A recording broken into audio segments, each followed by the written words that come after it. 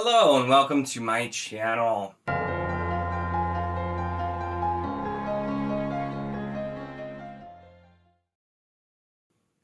In this video, I will be doing my February wrap-up, talking about everything I read in February, and some things that I may or may not actually finish this month because I had a pretty big TBR in February and did not get quite as far as I would have hoped.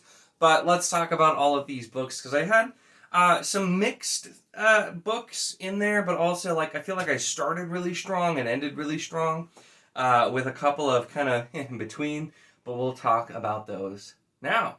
So the first thing I had to do is finish up Bloodsong. I was about halfway through Bloodsong by Anthony Ryan. It's the first Raven's Shadow novel in that trilogy. And I started this in January because I last second in January realized I had already agreed to read this. I completely forgot. So it did take me a bit to finish this. So that's kind of where I started off. And honestly, what got me a little bit behind from the get-go. But I did really enjoy Bloodsong. It was a very well-crafted novel, and I felt like it was doing a lot to keep my interest. And it had some things some tropes that were not used like I thought they were, because whenever anybody told me oh, young boy goes to a school, I'm like, grown.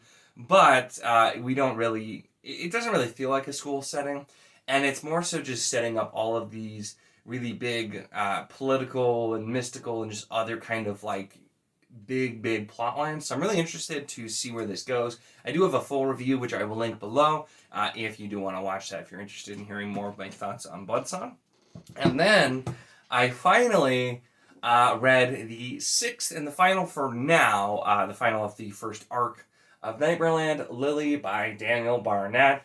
I had been so looking forward to reading this book. I was participating in a buddy read, and I'll link the live show for Lily, which I missed most of. But I'll link that down below where we discuss this book.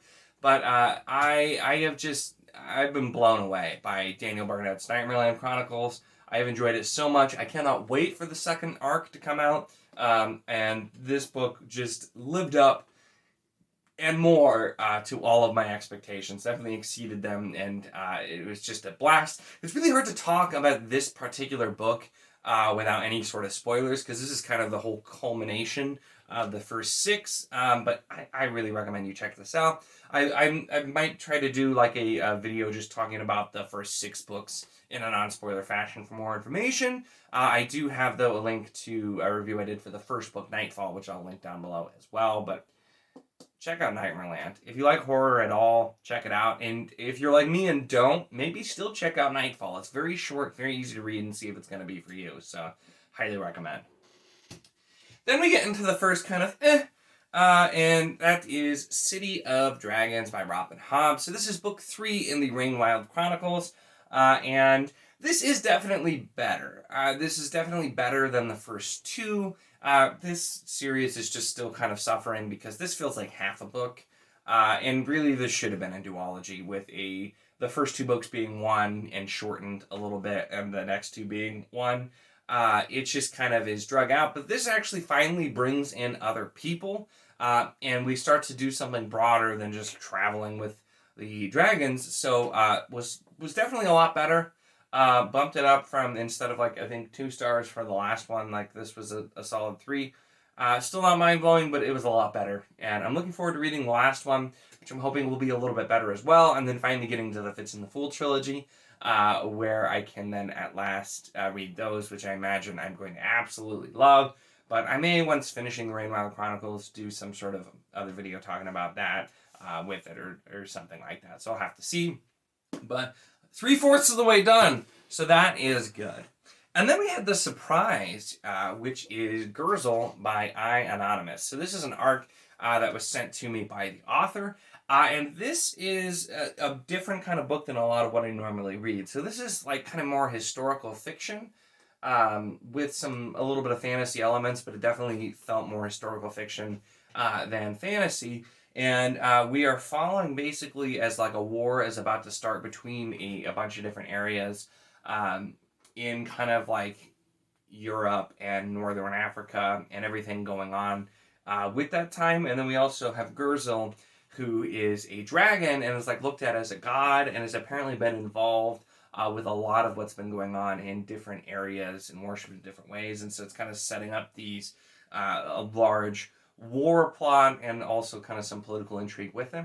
This book, I found myself, I did enjoy. It's very different from what I did, and I did have a few complaints here and there, but I sent my feedback all to the author, who did comment some of it was going to be changing too. I will be having a full review of this that's coming out in like a week or week and a half. I can't remember exactly when I have it scheduled for at this point, but I will have a full review of this coming out soon, so definitely check it out. Because this is an interesting book, and like I said, if you like historical fiction or historical fantasy, I think this will be one that you will want to check out, and then I'll talk more about all the details as well.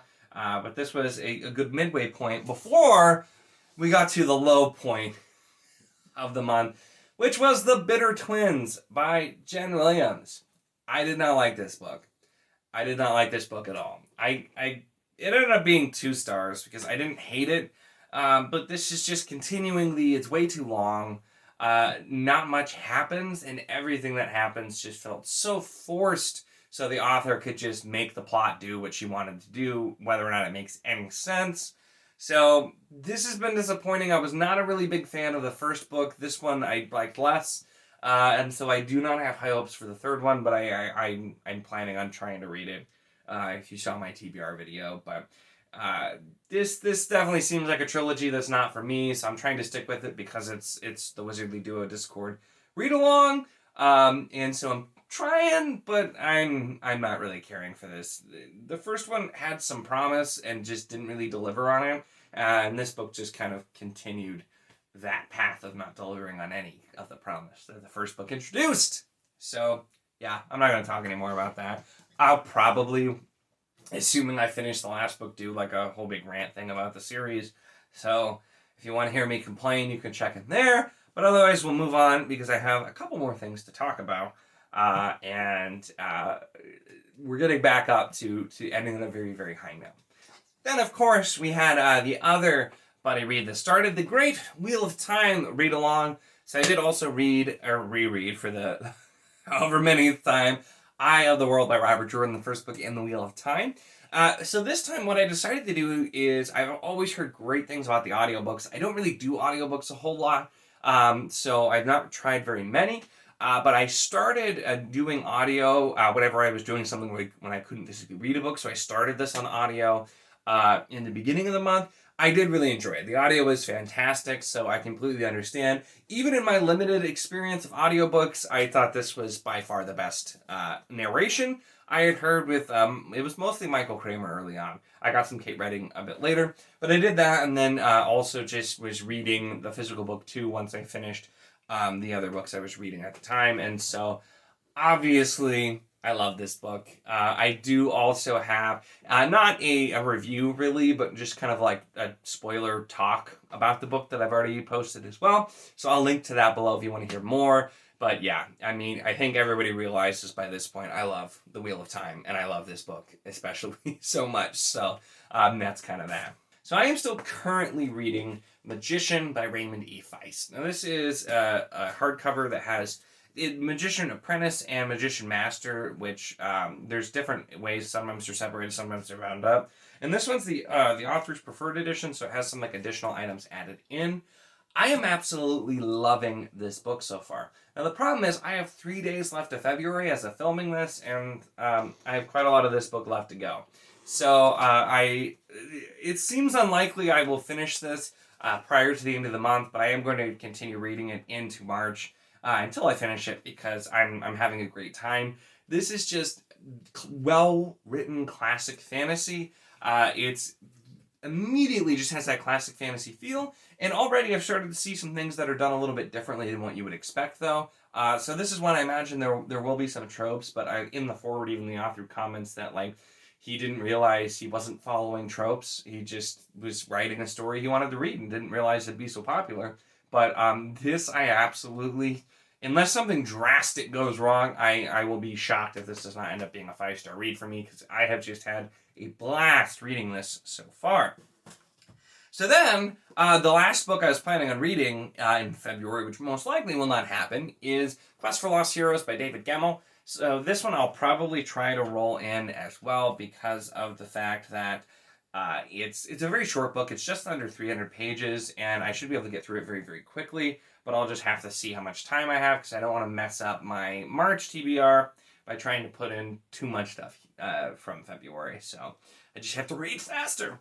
And then finally, I was originally going to be reading the last book of the Long Price Quartet, The Price of Spring, in February, and I probably wouldn't have had time anyway, obviously. But this I did specifically push back into March because we've not yet done the live show for An Autumn War, and I don't want to read book 4 before we do our live show on book 3, so I'm waiting, although it's very hard because I really want to read this and know how it ends.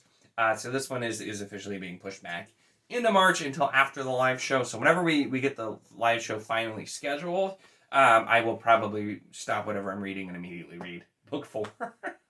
I'll try not to because it'll be a bit before we do that live show, but I'm really, really, really excited to finish this series. So those are all of the books that I read in February, started to read or meant to read in February as well, because there's kind of a mix on in there. But let me know your thoughts in the comments on any of these if you have read them, if you agree, disagree. And like I said, I will link any review videos I have for the books that I've talked about also down in the description so that you can check those out if you have not seen them and want to hear more. But I had a pretty good reading month despite the fact that I'm really behind. And February is a short month too, so I should be having 2 to 3 more days. And if I had 2 to 3 more days, I think I actually would have finished everything. So maybe I shouldn't have picked such a big TBR for the shortest month of the year, but that's neither here nor there, because what's done is done. So it's all good from there. Make sure, though, if you enjoyed this video, to give it a like. Check the link in the description for the Wizardly Do It Discord if you want to chat books or if you want to jump in on any of the buddy reads that we have going on. I've just posted the updated buddy read calendar for this year. Really late, I might add. So check it out if you do want to join in any of those buddy reads. And of course, if you enjoy my content, make sure to subscribe.